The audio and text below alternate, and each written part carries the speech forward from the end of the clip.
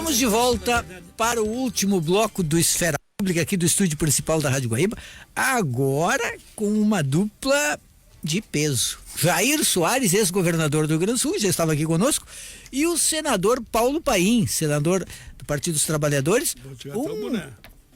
Pra ele. Para ele. E pra vocês também. Senador Paim, que é um dos campeões da luta pelos aposentados e em defesa da Previdência. Senador Paim está impressionado aqui ouvindo o governador Jair Soares, porque ele estava dizendo coisas que o senhor também diz, e aí quando o senhor diz, o pessoal fala, isso é coisa de petista. Pois eu prefiro que o Jair fale, que eu tive uma experiência muito, muito gratificante com o ex-governador Jair Soares. Ele presidia a comissão que estava discutindo uma reforma da Previdência, e ele disse, isso aqui na minha mão não vai passar não. Ele bancou, segurou, renunciou, mas não deixou aprovar. Foi ali que nós conseguimos, naquele momento ainda, salvar o interesse de milhões de aposentados e pensionistas. Faço de público isso aqui. Quantos anos faz, você lembra? Tem memória melhor que a minha. Isso faz o que já uns... Foi. 1995. Ó, viu? Lembrou. Proposta de emenda constitucional número 33A. 1996. Olha só a memória. Olha só. Que eu vim ouvindo a entrevista e eu estava, olha a memória do Jair até hoje. Muito Agora bom. ele lembrou esse número que eu não lembrava. PEC 33A. 33A de 95. Ali, ele já queria fazer uma reforma cruel. E nós todos, chamado de centro-esquerda, colamos nele. E ele disse, não, isso aqui é comigo, não é problema de esquerda ou de direita, ele dizia. Isso é comigo, nem de centro. E bancou. Estou dando esse depoimento aqui com orgulho, viu, estar do seu lado aqui, governador. E relembra, senador, que não se ouvia uma mosca passar nas nossas...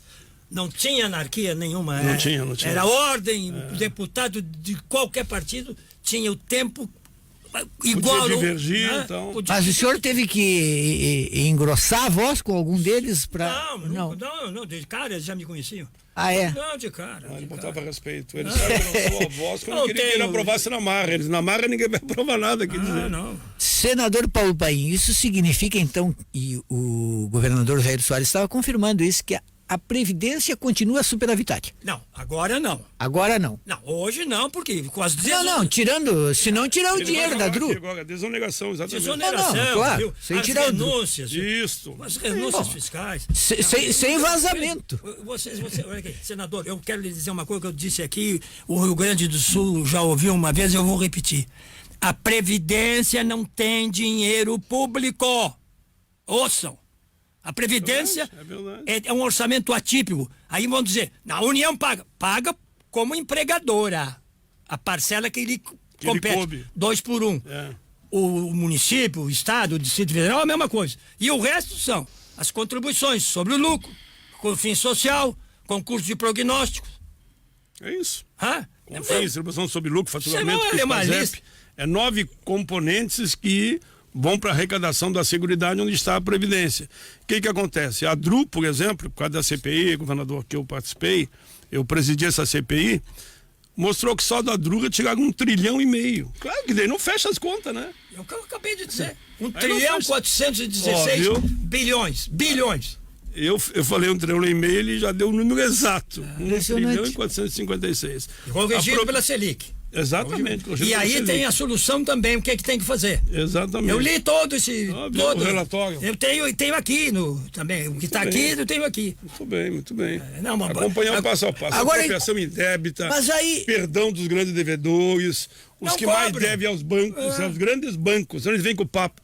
Não, mas isso aí tudo já está sucateado, as empresas faliram. Não é verdade. Pô, mas aí eu tenho de perguntar para vocês em bom português, mas o Paulo Guedes, por exemplo, então está enganando, está mentindo. Mas os dados estavam escondidos até agora. Abriu a semana, fala por aí.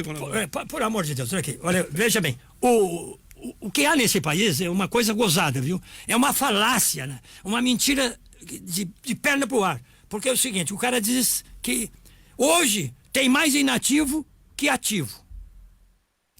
Brigada, tinha 33 mil homens no meu governo. Tem 15 mil. Só preenche a brigada, já quase empata. Se botar a Polícia Civil, que tinha 9 mil e hoje não sei se tem 5 mil, né? Veja bem, só começa por aí. E isso vale para lá. Então, por que eu disse isso? Porque não quiseram fazer concurso público para prover os cargos dentro da Secretaria de Estatística e Atuária do Ministério. Governo Sarney. Não tinha, se aposentaram os demógrafos, os atuários, os estatísticos e os matemáticos. Se aposentaram. Não proveram. O que fizeram? Extinguiram a Secretaria de Estatística. Então hoje não tem. Depois o seguinte, esses cálculos atuariais, não é assim, você faz para esse programa, não. Os cálculos atuariais, eles têm que ser feitos e, no mínimo, tem que ter uma série de 10 anos para poder fazer o acompanhamento, porque essa coisa tem sazonalidade, tem data de entrada, viu? E data que o cara vai se aposentar. Então, o dinheiro, por que antes começaram a fazer as casas, o Vila dos Comerciários, Vila dos Inapiais, Vila dos Industriais? Porque eles tinham que aplicar o dinheiro. Como o dinheiro... Que tinha. O Delfim pediu pro Pécora e pro o brigadeiro Sérgio, que era o chefe de gabinete, botaram no jornal uma notícia de que iam botar o dinheiro da Previdência no Caixa Único. Queria fazer o Caixa Único. Óbvio. Aliás, senador, eu fui contra aqui. Pouca gente viu a Super Receita. Super Receita, vou dizer, a Super Receita fez o Caixa Único do dinheiro da Previdência. Esse dinheiro, ele tem que estar capitalizado como estava antes na construção de casa. Por quê? Construção de casa, como tem juro, como tem a carteira, que ele vai entrando, não vai perdendo dinheiro. A Previdência, como não recebe a parte... Porque o maior inadimplente, ou o senhor não ouviu dizer isso quando era ministro? Quem era o maior inadimplente? O governo. Eu era ministro. E disse, me lembro disso. Era o maior inadimplente, não pagava a parte dele. Essa aqui é a verdade. Agora, senador Paulo Paim, o senhor ainda tem esperanças de reverter, de que essa proposta não passe, ou pelo menos que ela seja, conforme o jargão, desidratada? Eu acho que vai ser desidratada, sim. Muito? Eles não têm, muito. Eles não têm como manter. Opiniões como essa do governador Jair Soares e outros que a população vai ouvindo, para não achar que é sempre Ciclano, Beltrano que diz a mesma coisa. O problema é que mentem no Jornal Nacional. Mentem no Jornal Nacional. E a população não tem se mobilizado não o suficiente para fazer reflexo político no Congresso. Eu fui numa senadores. atividade em Minas Gerais, fui doente, não podia ter ido, mas fui. Era para ser na Assembleia, era para ter 500 pessoas.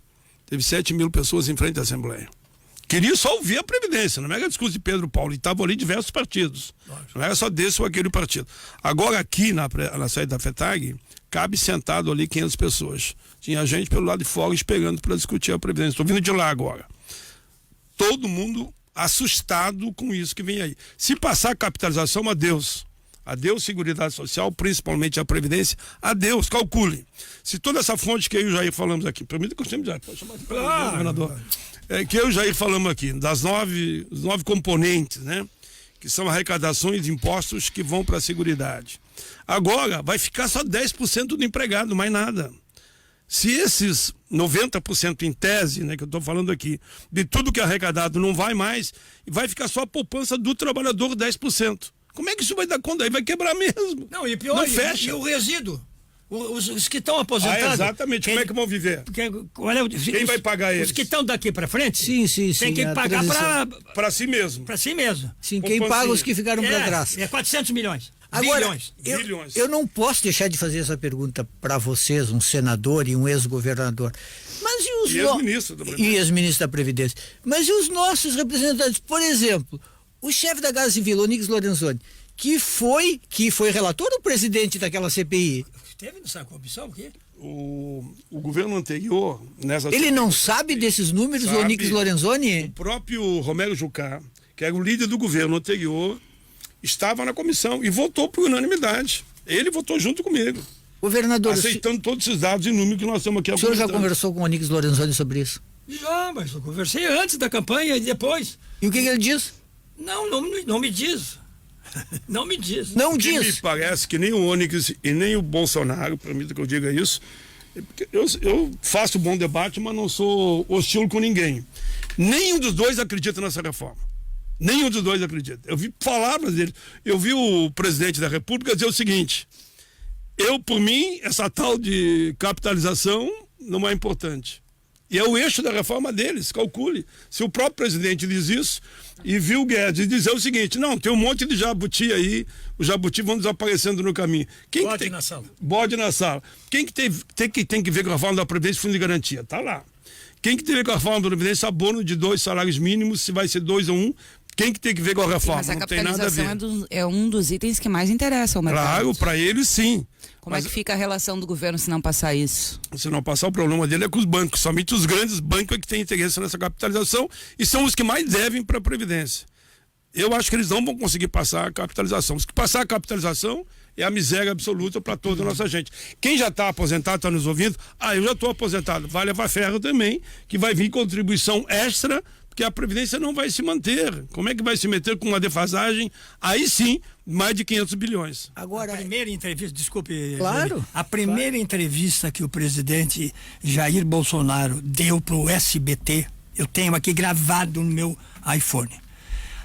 A entrevistadora perguntou: como é que fica então agora a reforma da Previdência? Aí ele diz assim: não vou aumentar as alíquotas. Pelo seguinte, porque veja, é 27,5%, é 11%, se botar mais 8%, eu quero ficar com o desconto e não com o bruto. Quer ficar com o desconto.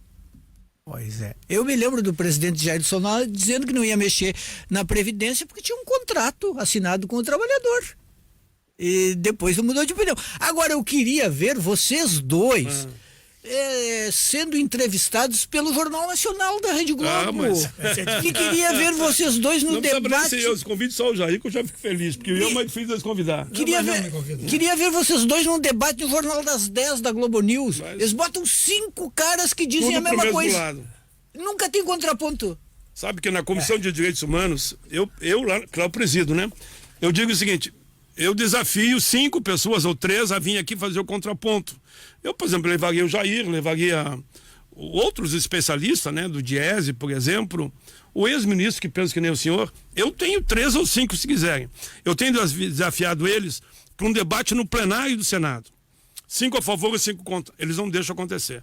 Tenho desafiado eles a fazer uma comissão e ao Chile, para ver esse regime de capitalização lá que quebrou o interesse dos aposentados. Os aplicadores continuam bem. Os aposentados, a maioria está ganhando meio salário mínimo e grande parte ganha $6 por mês. Eles não aceitam o debate. Essa proposta é indefensável. É verdade. Indefensável. Agora, boa parte do Congresso Nacional está preocupado com isso. Pode não estar aqueles que ganharam os 40 milhões, né? Que 40 milhões é dinheiro, né? Mas já deram isso? Tá garantido, tá garantido. Olha, os líderes, eu achei eles não lidam com aquela os líderes velha... do DEM, do PP, do Solidariedade, disseram, realmente ofereceram. Só não digo para não dizer o nome. Mas achei bonito eles terem dito. Oferecer 40 milhões, como diz o outro, parcelado 10 milhões por ano. Agora até a próxima eleição o povo esquece. Mas não é bem assim, não. Nessa reforma, agora nessas eleições, quem votou favorável à reforma trabalhista da Previdência, a maioria não votou. O povo sentiu, né? Sentiu ali na frente o que aconteceu com as ditas reformas. A reforma trabalhista prometeu que geraria em torno de 3 milhões de novos empregos. Aumentou o desemprego. Era em torno de 12 milhões, está 13,1 agora. A Previdência, o que eles dizem? Se fazer a reforma da Previdência, está tudo resolvido no país. Eu vi uma frase do ministro que diz o seguinte: vai ter a chover dinheiro no Brasil. Chover dinheiro. É uma brincadeira, né? Não vai chegar um emprego, aumenta o desemprego, o mercado, como eu digo, não tem coração, não tem alma. Ele quer especular só. E fundo de pensão privado, onde existe, não gera emprego. Não gera emprego. Porque eles aplicam no mercado onde dá mais lucro para eles. Não estão preocupados em aplicar no mercado de produção, né? Então não vai levar coisa nenhuma. E é bom lembrar, esse dia me desafiaram no plenário, eu disse, casualmente eu tinha um número na ponta da língua. Dos 30 fundos de pensões, entre eles Correio, Petrobras e Caixa Econômica Federal. Tudo quebrado. O senhor tem esse número? O governador também, assim, porque é interessante esse tipo de número para o ouvinte entender bem. Sem a DRU, sem esses desvios todos, a Previdência arrecada quanto e gasta quanto por ano? Olha, eu vou te dar o que eu tenho aqui, ó. Superávit em 15 anos, 2000 a 2015, daria um superávit de 227 trilhões. Trilhões. É que o dinheiro, como disse o governador, infelizmente é desviado, né? E a gente fala aqui o que seria dinheiro que foi pelo ralo, 4 trilhões, 4 trilhões e 700 aqui, ó. Renúncias, né? Renúncia, a maioria é renúncia. Nesse orçamento de agora, tem uma renúncia agora, se a Previdência está falida, de 326 bilhões de reais de renúncia. Agora, tá lá no que chegou lá a semana, e eu já comentei na tribuna. A resistência no Senado vai ser maior do que na Câmara? Eu acho que vai ser igual. É mais ou menos do mesmo porte. Não é menor, senador? Eu acho que a Câmara vai fazer uma boa desintratação, já que é esse o termo, né? Isso. E quando chegar no Senado, o Senado não vai poder ser covarde e não fazer sua parte também. Vai tirar mais um pedaço. Exatamente. O Senado não pode ser sua casa que vai carimbar. Aí volta para a Câmara. Aí não faz pode mais só outro. carimbar. Aí faz. O que vai sobrar, na sua opinião? Eu acho que, sinceramente, Idade. idade e tempo de contribuição pode ser Qual a ajustado. idade? Não, a única coisa que tem que fazer numa reforma no Brasil é a idade. Mas dentro de cálculos atuariais, matemáticos, estatísticos e demográficos. Para você ver, porque nós estamos vivendo mais. Isso é verdade. Isso é verdade. Nós estamos vivendo mais. Então tem que ter uma idade mínima. Tem Sim, que a ter... maioria dos países já colocou Claro, uma idade mas bem mais também acima. não é bem assim, né? Sim, também não pode ser eu tenho 67 aqui, hoje. Eu tenho aqui a maioria dos países. A França está em 62. Não é bem assim. Olha aqui. Sabe o que é? Papel aceita tudo. Aceita a mina. Claro. Com a céu aberto. Papel aceita tudo. E depois, o problema depois de estar feito não adianta. Quer ver uma coisa? Eu vou mostrar aqui. Esse dado é muito importante. Que é. A Alemanha, por exemplo. Quer ver? A Alemanha. A idade hoje é 64. Isso. E vai para 67 2030. 2030.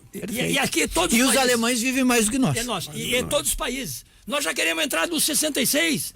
Não é possível, pô. Isso mesmo. Não, porque nós estamos falando 66 é para quem tem um padrão de vida já classe média, Sim, classe média sim, sim. mais alta, né? Uma pessoa que tenha boa alimentação, né? Mas o pessoal, porque você não, é difícil você fazer uma coisa linear. Claro, É muito claro. difícil. Um país com os seus contrastes, né? Com a miséria do Ari do Nordeste, com a miséria. Sim, a situação né? do maranhense não é a mesma do desemprego gaúcho. no Mas país. assim mesmo, E depois eu vi o desemprego. recentemente. O desemprego vem nos tirando muito dinheiro Claro, da aí Previdência. aí que baixa a Previdência. A Previdência deixa de Aumenta o recolher. desemprego no arrecado. Eu vi a E não fala entra ninguém para. de dois governadores, um do PCdoB e um do PT, ambos dizendo isso aí.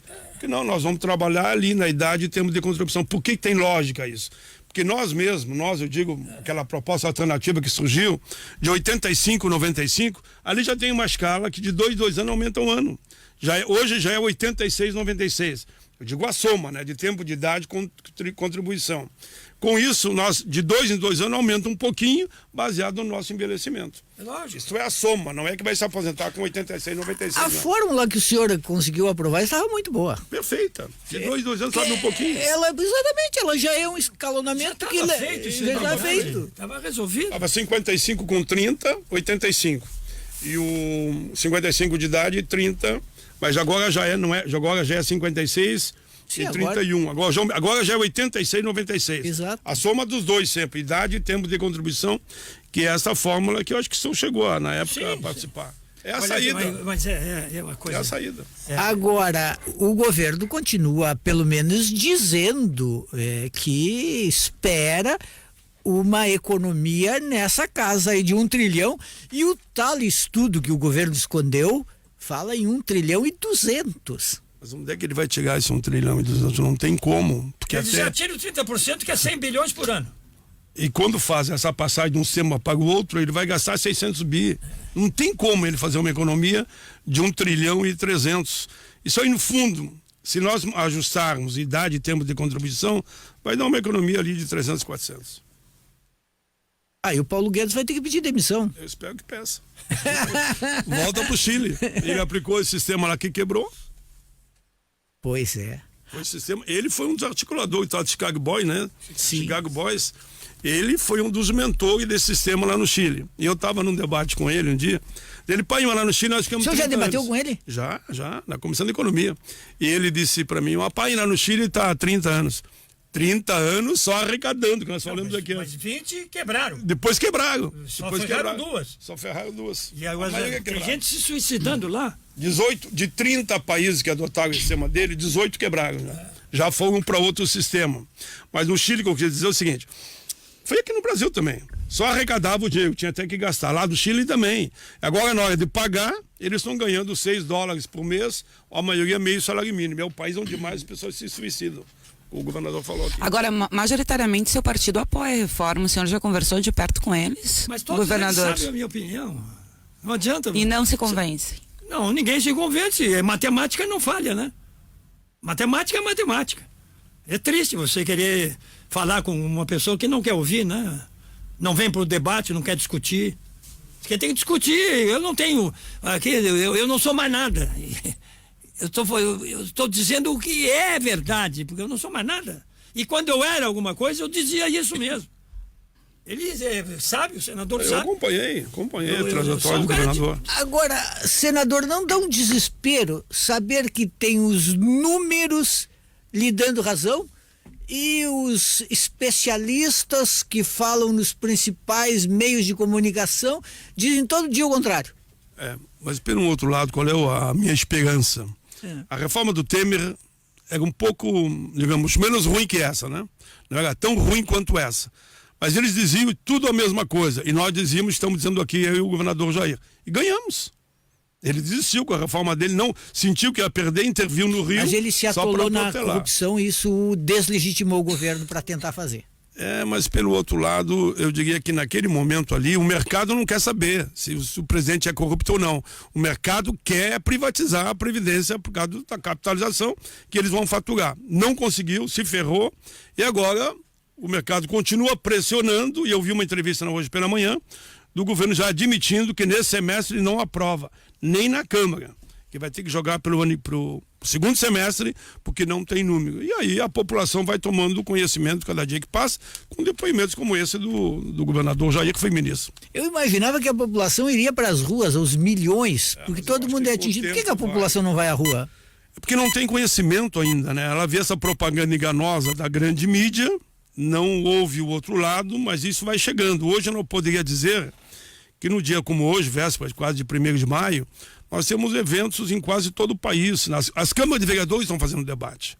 Nós aqui temos numa missão como essa, que fala com todo o Rio Grande. Não é só o Paim falando, é o ex-governador Jair Soares. Isso tudo, e ex-ministro da Previdência. A população está ouvindo. E devagar vai despertando para a realidade dos fatos e sabendo que o pior de tudo aí é a capitalização.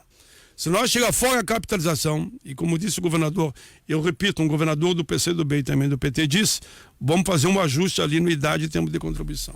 Muito bem, eu quero agradecer muito ao senador Paulo Paim, ao ex-governador e ex-ministro da Previdência Jair Soares. Eu diria que foi um programa histórico. Juntar aqui vocês dois e ouvir essas análises com tantas informações e a contracorrente, né? Navegar contra a corrente é sempre mais difícil. Muito obrigado, realmente. Aliás, nos dois assuntos, né? Sim, nos dois assuntos. Não podemos esquecer dessa mina a céu aberto. Exatamente. E se não cuidarem disso aí, eu estou advertindo, porque depois nós temos que chamar à luz os responsáveis. Eu quero me somar a essa luta do senador. Eu dizia hoje lá no evento que eu estava, que, se não me engano, é na Inglaterra, né? Que a juventude está lutando lá e fazendo movimentos em defesa do meio ambiente. E aqui o governador está liderando esse movimento aqui no estado e eu sou seu parceiro nessa caminhada aí. Que bom. Muito bem. Final de programa, Thaline.